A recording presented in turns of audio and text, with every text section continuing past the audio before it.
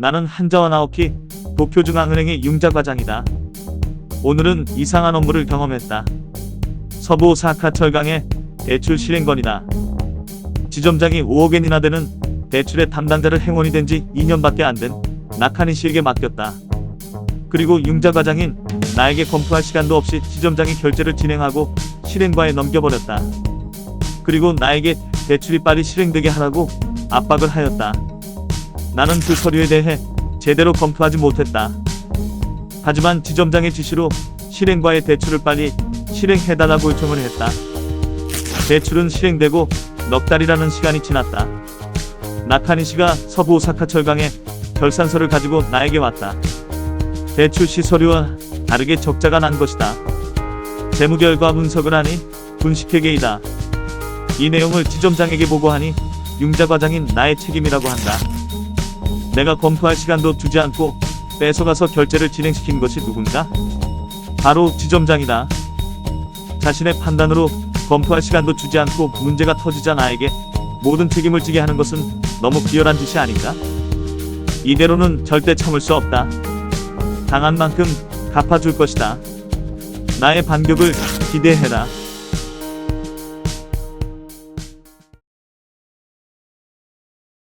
우선 시작부터 말하면 이 책은 재미있습니다. 재미있어도 너무 재미있습니다. 묻지도 따지지도 말고 읽어보시기를 강추합니다. 글의 내용은 평범한 한 은행원이 시련을 겪고 그것을 극복해가는 단순한 내용이지만 이케이도주는 이 단순한 내용을 너무 재미있고 통쾌하게 그려내었습니다. 이 책은 자영업자보다 직장인이 훨씬 더 공감을 느끼고 재미를 느낄 것입니다. 자신이 제대로 검토할 시간이 없었지만 담당자라는 이름으로 책임을 지는 것, 그리고 부당한 상사의 지시 등등 실제로 직장 생활을 하며 겪어본 듯한 일들 투성이 있기 때문입니다. 이케이도 준이 실제로 은행원 생활을 해서 그런지 더욱더 사실적으로 책의 내용이 다가왔습니다. 글은 누구나 예상할 수 있듯이 한자와의 승리로 끝납니다. 하지만 이것이 단순하게 느껴지는 플롯이 아닙니다. 이것이 매우 통쾌합니다. 얄미운 악당, 주인공을 도와주는 조력자, 조직 내 배신자, 그거를 모두 이겨내는 주인공의 역할이 잘 버무려지면서 극도의 쾌감을 느낄 수 있습니다. 각 캐릭터 간의 성격도 명확하게 보입니다. 저의 경우 아니 대부분은 사람들의 경우에 캐릭터들이 성격이 명확하지 않으면 머릿속에 그 인물이 잘 남아있지 않을 것입니다. 하지만 이 책의 등장인물들은 머릿속에 쏙쏙 들어옵니다. 물론 이런 장점만 있는 것은 아닙니다. 책에서 은행은 상하 계급이 확실한 집단으로 보이는데 물론 실제로도 상하 계급이 확실한 폐쇄적인 집단이라는 인식은 있습니다. 주인공의 할 말 다 하는 당당한 태도는 실제 현실에서는 쉽지 않을 것 같습니다. 특히 결혼까지 한 상태에서는 더더욱 쉽지 않습니다.